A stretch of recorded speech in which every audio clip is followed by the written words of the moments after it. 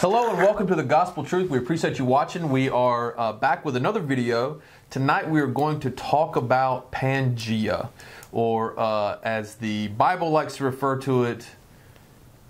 What does the Bible refer to it as? It doesn't say. The Bible doesn't say but Pangea is what it's most notably named, right? And that is the dividing of the continents.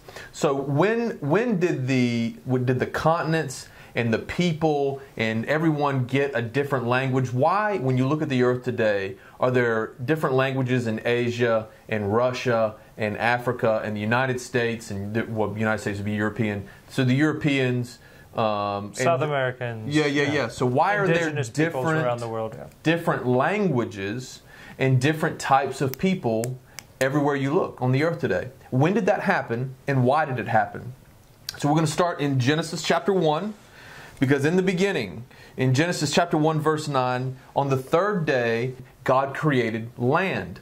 But He created it all in one area, right? So He basically separated the waters from the land. He called the land land and the waters seas. So I guess that's what He called it. And yes. Instead of Pangea, it was just called land. It was just called land, right? It was all in one big mass. And so if you take a look at a map today, you can see how basically all the continents and all the land on earth today all fits together like a puzzle, right? You have to spin some things around, but it all seems to fit together. I mean, there'd have to be a little bit of land in between some places, but... Yeah. Islands that broke off, things like that. Water at different levels and things like that. It'd be possible continental shelves and all. Right. But essentially it all fits together like a puzzle, because at one time it was all one landmass. Before God, the Bible says that God broke it apart. Yeah, so scientists started with this almost steady state theory of the world, and then that was the idea that the world is what it always was. And then they added to that a concept of catastrophism, and this is a while back, and that was massive instant things would change the composition of the world, like getting hit by a meteor may change things, or some sort of massive eruption or flood. And then for a while they really backed off from that, and then started developing things like plate tectonic theory, which is really just about 100 years old, that idea that each continent really is on a different plate. It's not always one-to-one, and that they're either moving apart from each other or moving towards each other, so there's subduction, one plate going under another. That's how mountains raise up. That became the prevailing theory. But there's sort of a return now to bits of catastrophism. For instance, they believe that the meteor wiped out the dinosaurs. And they found in, I believe it was 1990, somewhere around there. That meteor was named Lucifer. They found a crater in I think Yucatan of Mexico, which is a 100-mile wide crater. Which is kind of an amazing thing, and they think, well, the only way that could have happened would be some sort of catastrophe. So in the sense of science, they think that maybe there could have been multiple comings together of continents. The Bible doesn't say anything beyond that, but it does seem to suggest that when the land was divided from the waters, that there was just land. It wasn't lands in different places divided from the waters. Yeah, so to paint the picture for you, God created land, and then the inhabitants of earth at that time, the descendants of Adam and Eve, and then the angels that came down and mated with women, that whole race of people, anyone on the earth from the time of Adam and Eve until the time of Noah, all lived on one landmass. And then at the time of Noah, God flooded the earth again and put 8 people on a boat, called the ark, obviously, and saved them, because that Noah found favor in the eyes of God. So Noah was pure in the sense that not only did he find favor, I think he had a pure bloodline. Right, he was righteous in his generation. That's meaning right. His bloodline, the time that he was there. Yeah. He was righteous in the eyes of God. So what happened after that is Noah had kids, Shem, Ham, Japheth, and then they started having kids. And then we'll pick up in Genesis chapter 10, verse 5, where it says, "By these were the isles of the Gentiles divided in their lands, everyone after his tongue, after their families, in their nations. And the these they're talking about are Shem, Ham, and Japheth. They all separated, right? So they're all on one piece of land at the time, but they separated out into families, right? To start to cultivate their own family. Right. Well, they're still following the mandate that Adam was given, which was replenish the earth. It's go fill it out. God told Noah the same thing He told Adam, which is be fruitful, multiply, and replenish the earth. Now think about that. He told Adam and Eve to replenish the earth, not to plenish it, to replenish it. So there was something on this earth. I think it was man, but a different kind of man, not man like us. We're different, but it was a type of man on the earth, but that's for another video. We'll do that video later on. But He told Noah the same thing. Be fruitful, multiply, and replenish the earth. So at that point, they separated out. The family of Noah, the kids, grandkids, they started to be fruitful and multiply and spread out, right, into their own families. If you jump down to same chapter, verse 25, it says, And unto Eber were born 2 sons. The name of one was Peleg, and in his days was the earth divided. And his brother's name was Joktan. So it's interesting to note that Peleg's name means earthquake. So literally the earth was divided by an earthquake, essentially. That's the reason. Back then, they named their kids' names were given to them for a reason. And Peleg's name meant earthquake, and Joktan's name meant... Joktan's name means smallness, actually, or to make small. It's from the root to make small. So from one big landmass came an earthquake to small land masses, right? To make small. Made this one big landmass smaller land masses. So that's when the earth was divided. And this is around 2000 BC. So about 2,000 years before Christ is when the earth was divided. Up until that point, it's all been one landmass. So we're going to jump to chapter 11. And at that point, you have to remember all the people all still spoke the same language.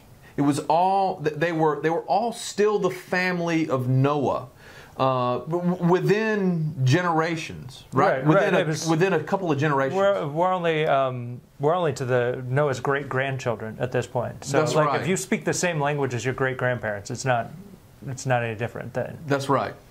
So the languages came into play because one of Noah's grandchildren was a guy named Nimrod.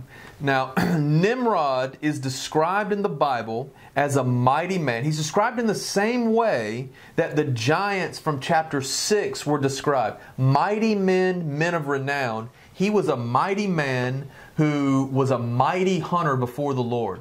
And so he's described in the same way as the Nephilim in the Hebrew, or the giants that came about when angels came down and mated with women. So, and there's another video, if you want to watch our video on the world before, on giants in the earth. If you want to see our video on giants in the earth, it explains all of this. Angels came down, mated with women, had giants, right? Yeah, it literally says in Genesis 10:8 that Nimrod began to be a mighty one in the earth. So named the same way, the mighty one. He became one. I would say, interesting side note, if you go back and look at the history of his lineage, it comes down through Ham, and if you see what Ham did to his father, it's something drastically different, and a cursing happened on him. So that whole family was cursed, Nimrod being a part of that. Nimrod was the son of Ham, the grandson of Noah. He was the son of Cush, who was the son of Ham, so he's great-grandson of Noah. Great-grandson of Noah. You'll get there. And so, roll call. Anyway, so like Matt said, Nimrod started to become a mighty man, right? A man to be reckoned with. He was a mighty hunter, and he evidently had very persuasive powers, because what he started to do, he said in Genesis 11:2 says, And they said to one another, Go, let us make brick and burn them thoroughly. And they had brick for stone, and slime had they for mortar. So somewhere along the way, they learned how to build things, right? So they said, go let us make brick, burn them thoroughly. And they had brick for stone and slime for mortar. And they said, let us build a city and a tower, whose top may reach unto heaven, and let us make a name, lest we be scattered abroad upon the face of the whole earth. So what they're essentially saying is, before God scatters us, while we're all one language, let us build a city and build a tower to get to heaven. Okay? Now that sounds far-fetched, but Jacob... Yeah, if you look at look a little bit further in, Jacob, the patriarch, when he was out in the wilderness, saw angels ascending and descending, stairway to heaven. Jacob's ladder is another way of saying it, but saw angels ascending and descending. So there was a point somewhere that he could physically see or spiritually see, and may have just been given revelation into it, to see a transition between this natural world and a heavenly world that was visible, that he could see the two at the same time. It could very well be, and probably is, that there was at least enough understanding of that concept that Nimrod and his cohorts started to build this tower so that they could do that same thing. They could reach heaven. Yeah. So in layman's terms, there's a place on the earth somewhere that is a portal between heaven and earth, that angels come down from heaven and go up to heaven, to and from the earth. Right. And that's how the angels came down originally in Genesis chapter 6. That's how Nimrod was going to build a tower and get to heaven. So evidently there's a place where there's a portal to get up and down to heaven. Right, which not something going to be taught in church most of the time. That's right. But if you're reading the Bible clearly says it. Yeah. The Bible's a much more amazing book than we give it credit for most of the time. Right. We just take the bits and pieces of be nice to each other, rather than this is really the history of everything God has us here to do. That's right. Everything He gave us charge to do, and everything we have our ability to do, which is, again, what we'll get into here in just a second, because nothing would be impossible. That's what God says about them. That's right. Nothing. God came down.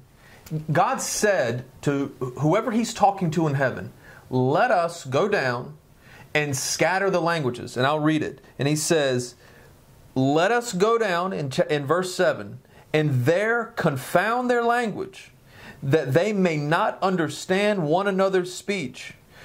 Verse 8, so the Lord scattered them abroad from thence upon the face of all the earth, and they left off to build the city. So they stopped building the city, right? So how did people... So the land had already been divided at that point. And then He scattered their language so that they couldn't talk to one another. Because He literally said, if they're all in one accord... Now think about it. There's a broader meaning to this. Yeah. If we could get this piece, then we would be so much further ahead than many other Christians, many other people on earth.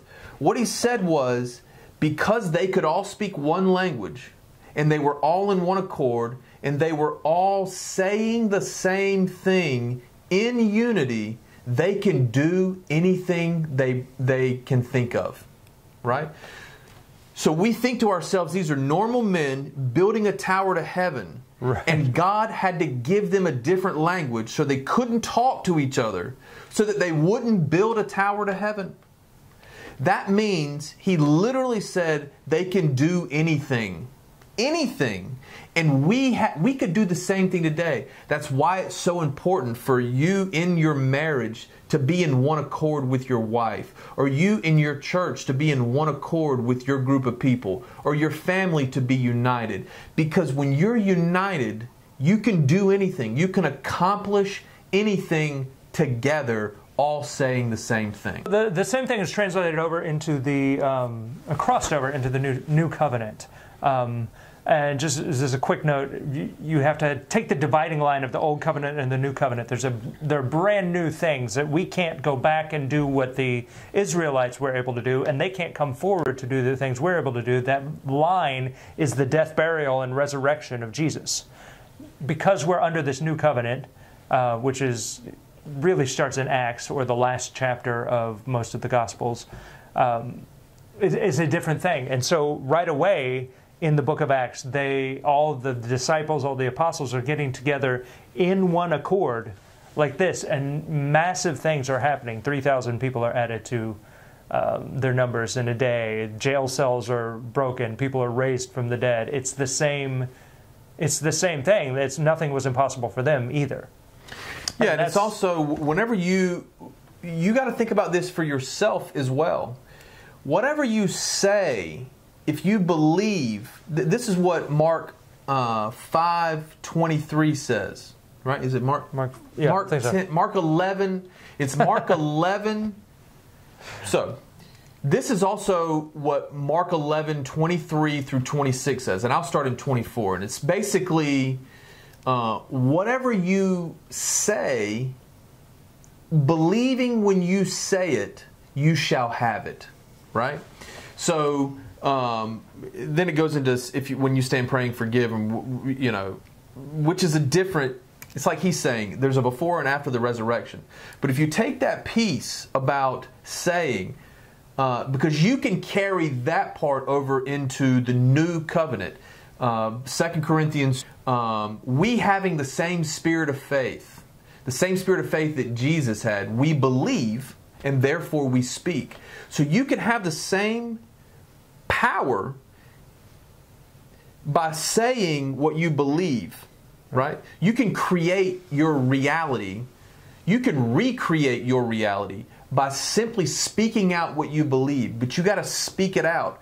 That's why he confounded their language. It's whatever they were saying. They were all saying the same thing. Yeah, it doesn't make sense from a natural perspective that you would, first of all, that you could build a tower to heaven, but secondly, that changing the language would stop them. That's right. That's very clearly what it did. It got them out of one accord. Why he did it is another question. I don't know what could have been accomplished by them getting to heaven. Right. We don't know, but they could have. They could have, and the whole history of mankind, the whole story, is God redeeming all of mankind. He needed a way to redeem us. So it's my opinion that going to heaven would have hurt that redemption, if not stopped it. So it's one of the reasons he had to confound the language, so that he could then find a way to bring the Savior into the earth. Now, Jesus was slain before the foundation of the earth, so it wasn't like he was figuring out the plan on the fly. But he had to go through, God had to go through a man, he had to go through a nation, the nation of Israel, clearly, and that started to exist right at this time, because the land was divided into these nations, and there were 70 nations. There's a table of nations, they call it, that's mentioned right there in Genesis. I think it's 12, it might be 11, or right around that area. Please forgive me for not knowing offhand. But Israel was one of those nations. God found his man in Abraham, and he was able to go through them. Yeah. So why is the earth spread out like it is? Because God divided the land. He created his one piece and then separated it. And then he scattered, as it says in chapter 11, he scattered the peoples around the earth, right? With different languages. So that's why you have Asians and Africans and North America. Well, the Europeans settled in North America, but you had the indigenous peoples of North America, the Native Americans, the Mexican people from down in Mexico, South Americans, the Inuits from South America. Those are the native people, right? Europeans are native to Europe. We just kind of Europe colonized. But anyway, that's beside the point. Sorry. But anyway, so that's why the people are spread out around the earth, and then with different languages. That's the reason. So if you've ever wondered, we thought we'd do a quick video on why that is. And we appreciate you watching. Don't forget to subscribe. Don't forget to like the video. Tell us what you think. If you have any subject matters, let us know. Comment below. Let us know. If you want us to start a newsletter, just let us know. So God bless you. We'll see you soon.